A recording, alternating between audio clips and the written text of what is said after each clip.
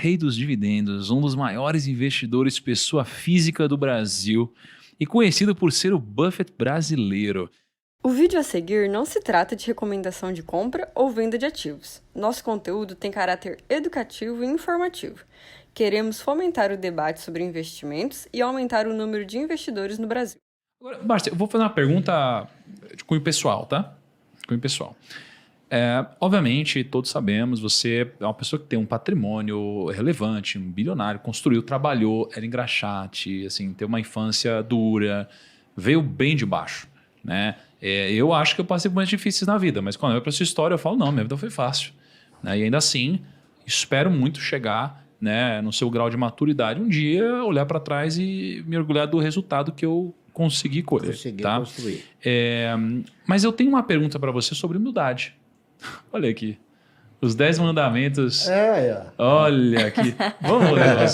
Olha só. Posso ler, Barsi? Claro, claro. Os 10 mandamentos do jeito Barsi de investir. Primeiro mandamento: invista na geração, circulação e distribuição de riqueza. Aborte a agiotagem. Seja um investidor e não um especulador. Nunca opte pelo day trade. Isso daqui é interessante. Segundo, não tema por comprar ações, pois elas representam um dos mais seguros e garantidos investimentos do planeta. Eleja ações situadas em atividades perenes e lembre-se do plano Collor, que encurralou todas as aplicações menos as ações. Caraca. Verdade, né? Você fala, confiscou para quem tinha ação, né? Não. Ações representam a participação de investimentos em bons e futuristas projetos empresariais.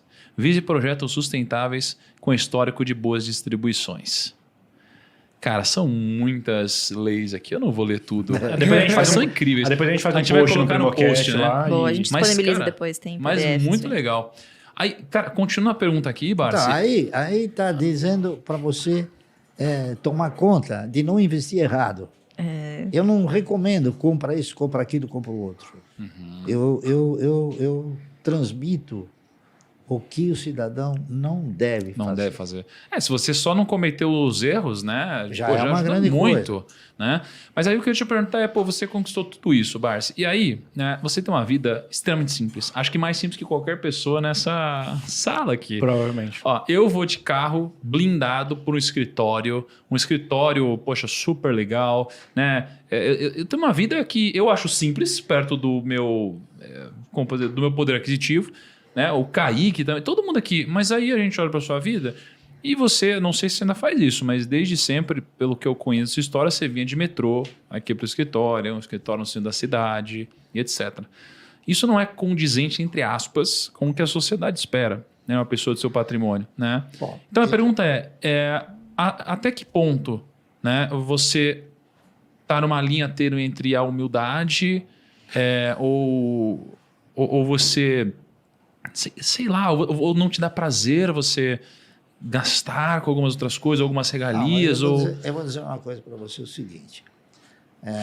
Eu já fazem 4 anos que nós temos motorista.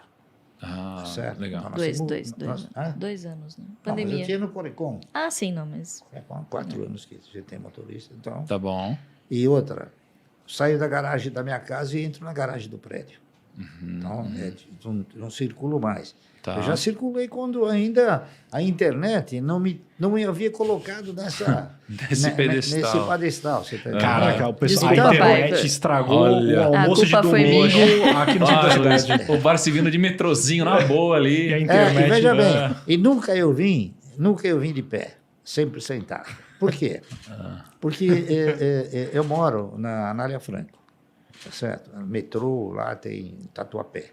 Tatuapé e Carrão, são duas estações. Conheço, O que eu sempre fiz?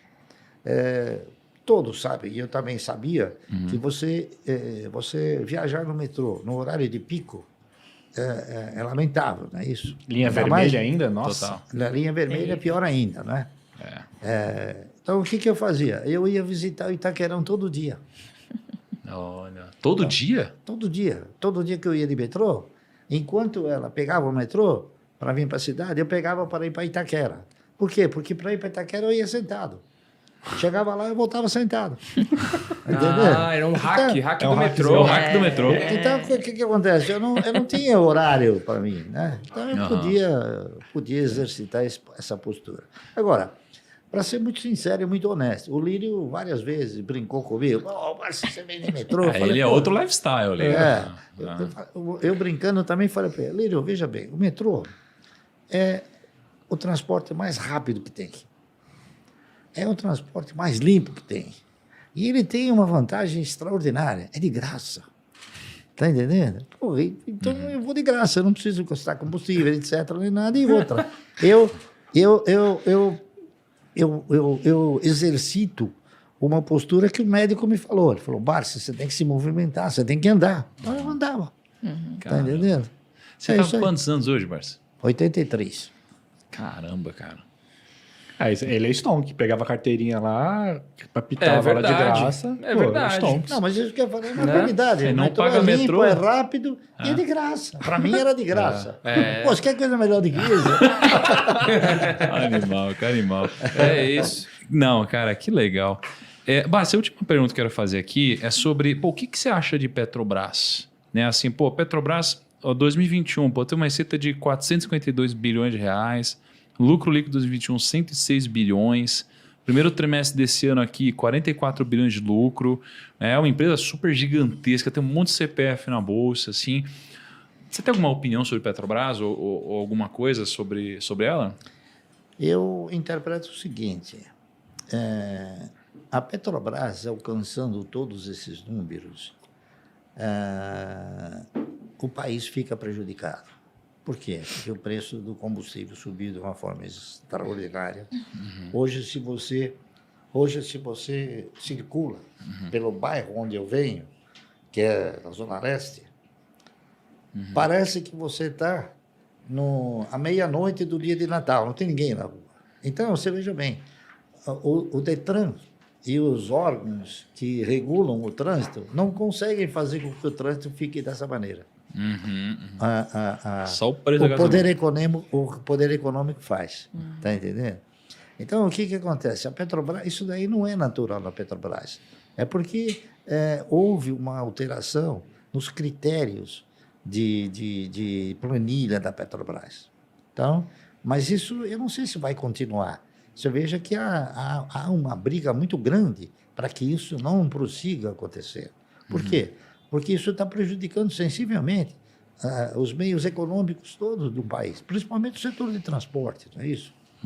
Então, eu acredito que esses números que você citou provavelmente não sejam os números do futuro, tá certo? E você tem também uma avaliação a ser feita. Quando você sabe ou vê que o controlador vende, você tem que fazer a mesma coisa que ele antes que ele venda. Você tem que vender antes.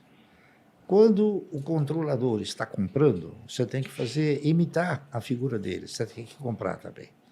Então, eu pergunto para você, quantas instituições aproveitaram essa subida da Petrobras para vender a Petrobras? BNDES, quase todos os fundos, Caixa Econômica, Previ, enfim.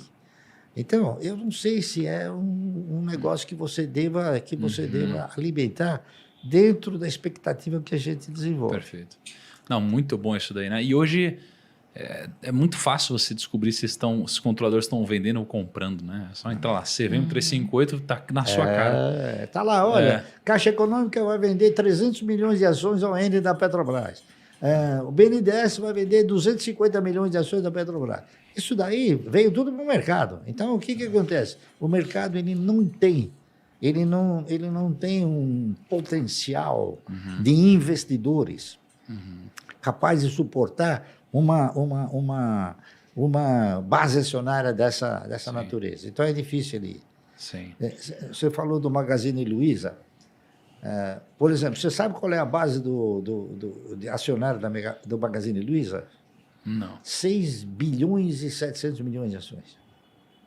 Caramba. É uma base acionária que não é fácil de você levantar o preço disso daí, porque não há investidores no montante para poder desenvolver um projeto de uma espiral de alta aí, tá entendendo? Sim, sim. Essa que é a verdade. A Bolsa recentemente comunicou que entraram não sei quantos milhões de CPF, mas eu tenho absoluta certeza que investidores mesmo foi 0,1%. O resto foi tudo especulador. Né? Sim. Por quê? Porque o cidadão que veio para o mercado, ele não veio convicto de que ação é uma opção de compra, uma opção de investimento. Ele fugiu da renda fixa. Tá certo? Porque a renda fixa foi para 2%, 3%. Agora, ele está voltando para a renda fixa. Isso é uma análise natural. Então, os fundos foram obrigados a reverter muito das suas participações. Muita gente que comprava ações passou a voltar para a renda fixa. Então, é um processo que está se emoldurando, tá entendendo? Então, você tem que analisar a macroeconomia, a economia como um todo. Você não pode analisar individualmente a Petrobras. Você tem que colocar a Petrobras na mesma panela. Perfeito. Entendeu? É isso aí, muito obrigado pelo episódio de hoje. Um grande abraço, até o próximo e tchau. Muito obrigado por assistir até aqui. Estes são alguns vídeos que vão potencializar seus investimentos.